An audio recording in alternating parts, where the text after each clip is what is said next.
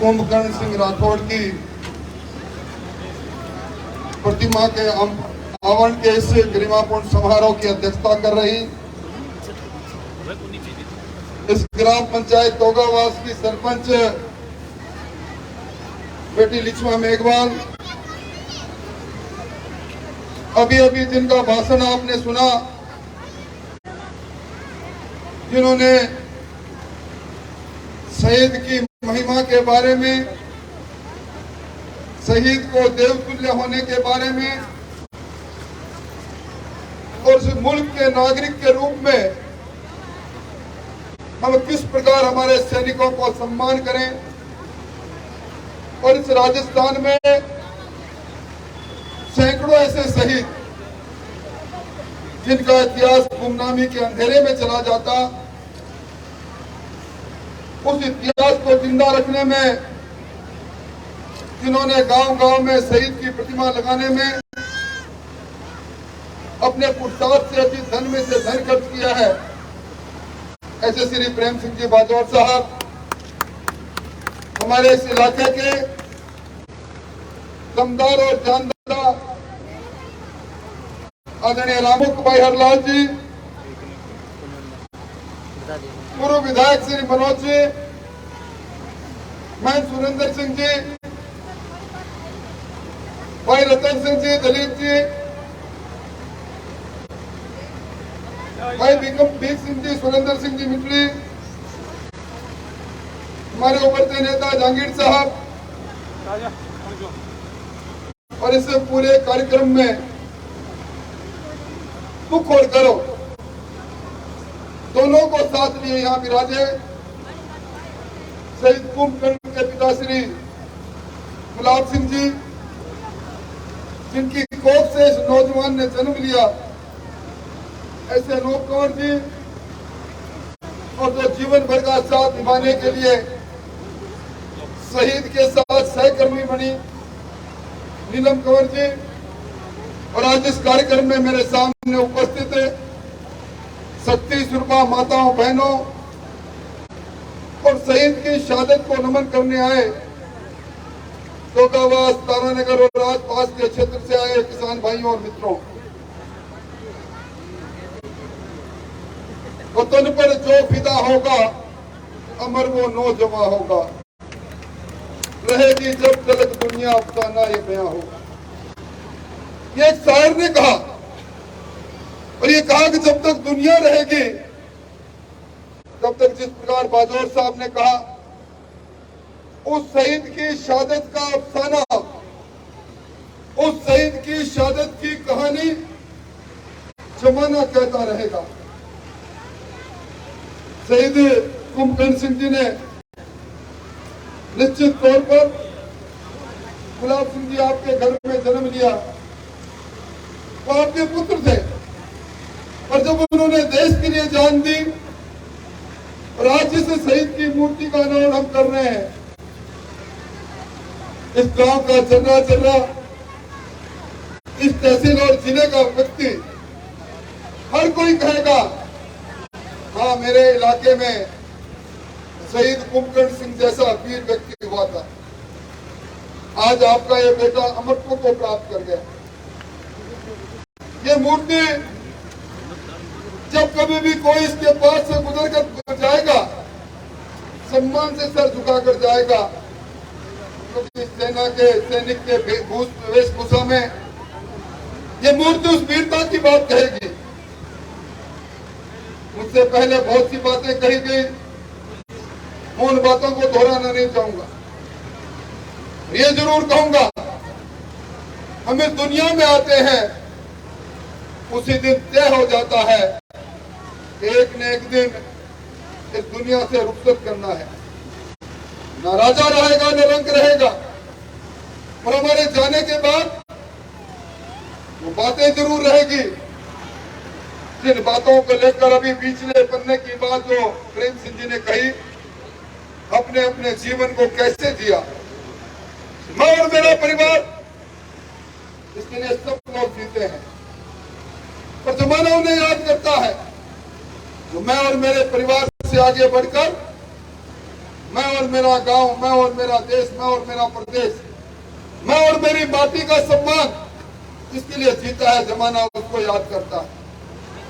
महाराणा प्रताप की जयंती आती है, हम सब लोग देखते हैं दुनिया के अंदर महाराणा प्रताप को लोग याद करते हैं। उनके समकालीन कितने रियासतें थी, कितने राणा महाराणा थे, किसी को कोई याद नहीं करता, क्योंकि उस समय जब आक्रांत लोग इस धरती पर अपना आधिपत्य जमा रहे थे, मुगलिया सल्तनत आगे बढ़ रही थी, एक के बाद एक राजा स्वतंत्र होकर उनकी दासता स्वीकार करता जा रहा था। राणा प्रताप ने कहा, ये धरती मेरी मां है, स्वतंत्रता मेरा अधिकार है, मैं मुगलिया सल्तनत की दासता स्वीकार नहीं करूंगा। जंगलों में चले गए, पर इतिहास का पन्ना उन्हें याद रखता है। इसलिए आज हम इस शहीद की शहादत को नमन करने आए। मैं प्रेम सिंह जी की बात से इत्तेफाक रखता हूं। हमने देवताओं को नहीं देखा, पर अपने आप बापू जी की फड़ बांधते हमने देखा।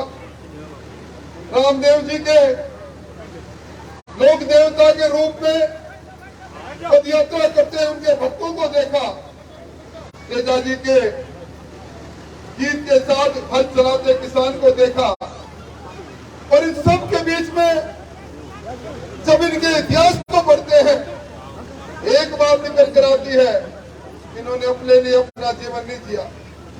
किसी ने गाय की रक्षा करते हुए प्राण दिए, किसी ने देश की रक्षा करते हुए प्राण दिए, किसी ने पर स्त्री बहन मानते हुए उसकी रक्षा करते हुए प्राण दिए। इसलिए बात कहने आया हूं, जोगावास की धरती ये अमर वीर बलिदानों की धरती है, बलिदान की धरती है। इस धरती में जब वीर पैदा होता है तो धरती अपने आप को गौरवान्वित महसूस करती है। वो समय याद है मुझे, कारगिल का युद्ध हुआ, राम सिंह जी एमपी हुआ करते थे। कारगिल के युद्ध से पहले जब कहीं सीमा पर कोई शहीद होता था, युद्ध में शहीद होता था, एक टेलीग्राम आया करता था।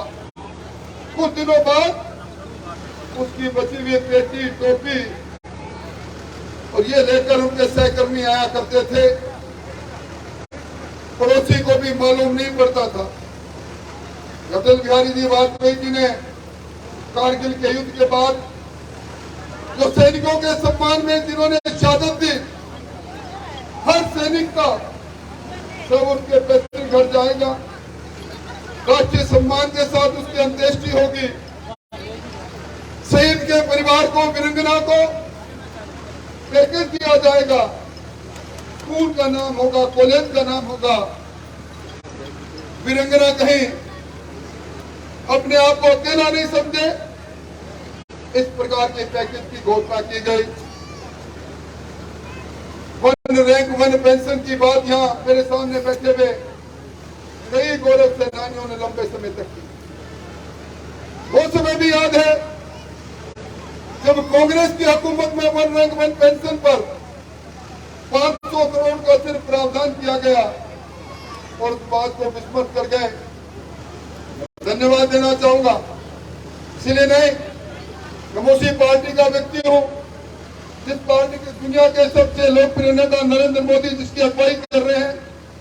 यहाँ पूर्व सैनिक बैठे हैं, पूर्व सैनिकों को वन रैंक वन पेंशन में हिंदुस्तान के खजाने से 65,000 करोड़ रुपया मिला। छोटी मोटी राशि नहीं।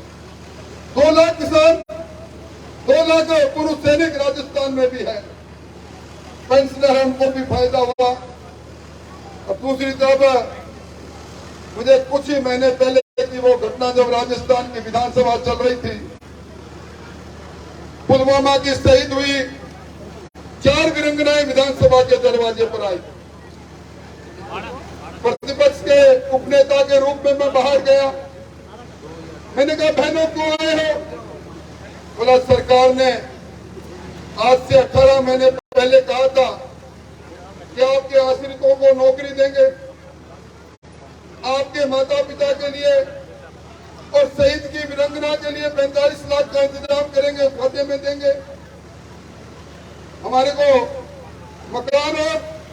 मकान या जमीन की बात कही, लंबा समय बीत गया, हमारी बात की सुनवाई नहीं हुई। मैंने विधानसभा के अंदर इस बात को कहा, सरकार को कहा, ये वीरंगना जो अपना स्वाद लुटाकर उस घोषणा के आधार पर जो सरकार ने पैकेज की घोषणा की, मंत्रियों ने जाकर अंत्येष्टि में घोषणा की। मुझे वो समय याद है, कुंभकर्ण जी की अंत्येष्टि के समय में मैं आया, राकेश जी थे, रतन जी थे, महेंद्र जी थे, यहाँ चारों ओर झंडा लिए हुए लोग जय जयकार कर रहे थे। उसी प्रकार के वातावरण में कांग्रेस के मंत्री जब जाकर घोषणा करके आए, घोषणा नहीं हुई, पूरी हुई, वीरंगनाएं की बात नहीं मानी, राजभवन जा रही थी और उनके साथ बदसलूकी की गई, उनको जिस तरह पीटा गया। और उसके बाद विधानसभा में जब मैंने सवाल लगाया, मैंने कहा बताओ कितनी ऐसी वीरंगनाएं हैं जो पैकेज आपने घोषणा की, जिस घोषणा को आपने पूरा नहीं किया। तो जवाब में 34 मामलों में नौकरी नहीं, 34 मामलों में जमीन नहीं, 28 मामलों में अनुग्रह राशि नहीं। इस प्रकार की बातें होती है तो मन में पीड़ा जरूर होती है। मैं तो अपनी बात समाप्त करूं उससे पहले एक ही बात कहूं, आज दुनिया के अंदर दूसरा सैन्य बल हमारा है। आज जिसमें 14 लाख हमारे सैनिक है, 10 लाख हमारी वो सैनिक है जिनको सेना में जरूरत पड़ने पर बुलाया जाता है। हमारा बजट, सेना का बजट कई गुना बढ़ा। और आपने वो गलवान घाटी की घटना देखी होगी, चीन ने हमारी सीमा के अंदर प्रवेश किया, अधिकारियों ने कहा कि गोली नहीं चलाओगे, सैनिकों ने कहा आगे बढ़ने नहीं देंगे, और मुक्कों और लातों से मार मार कर 13 सैनिकों को मार दिया और अपनी सीमा को सुरक्षित कर दिया। ये जज्बा हमारे सैनिकों में। इसलिए भाइयों, इस अवसर पर मैं कोई लंबी बात नहीं कहूंगा, ये बात कहकर अपनी बात समाप्त करता हूं। गुलाब सिंह जी, ये कुंभकर्ण कब तक आपके बेटे के रूप में था, आज पूरे गांव का, पूरे समाज का बेटा है। आपका परिवार हमारे लिए सम्मानीय परिवार है। जाने पर अभी सरपंच साहब ने कहा कि मूर्ति तो प्रेम सिंह जी ने सबने लगा दी, और मूर्ति के ऊपर कनोपी लगनी चाहिए, मूर्ति पर छाया होनी चाहिए। तो इसकी व्यवस्था भी निश्चित तौर पर आप इस कार्यक्रम के बाद मेरे पास आना। हमारे राम सिंह जी बैठे, इनको एस्टिमेट अपने देंगे, नहीं होगा तो किसी न किसी को, प्रेम सिंह जी जैसे भामाशाह को पकड़ेंगे और आप इसका तस्वीर बनाओ। मैं भी चाहता हूं कि मूर्ति पर छायादार अच्छी सी कनोपी बन जाए। मैं इस अवसर पर इसी धरती पर शहीद हुए सुखदेव सिंह जी राठौर, देवी सिंह जी राठौर, सुरेंद्र सिंह जी राठौर, उनके परिजनों को भी ये कहूंगा कि आपने भी वीर सपूतों को जन्म दिया था। ये धरती वीरों की धरती है। इस वीरों की धरती को नमन करते हुए ये राजनीतिक मंच नहीं, ये वीरता और ये सादत, जो लोग राष्ट्र के प्रति प्रेम रखते हैं, जो नीति निर्धारक इस दुनिया में, इस हिंदुस्तान के परचम को ऊंचा उठाना चाहते हैं, उन लोगों को मजबूत करने के लिए, वो मजबूत होंगे तो देश मजबूत होगा। हम सब लोग मिलकर ऐसे राष्ट्रभक्तों को मजबूत करें। आपने कहा प्रेम सिंह जी ने कहा कि उसके ऊपर बनाने के लिए लाख रुपए की जरूरत है, लाख रुपए आप भेज देंगे और वे जितने बाकी उसमें कमी रहेगी तो मैं लाख रुपये 10,000 रुपया लगा तो भाई लाख आपने तो मुझे दी, लाख रुपये ज्यादा मेरे घरों बुला लिया। अभी बहुत बहुत धन्यवाद, बहुत बहुत आभार।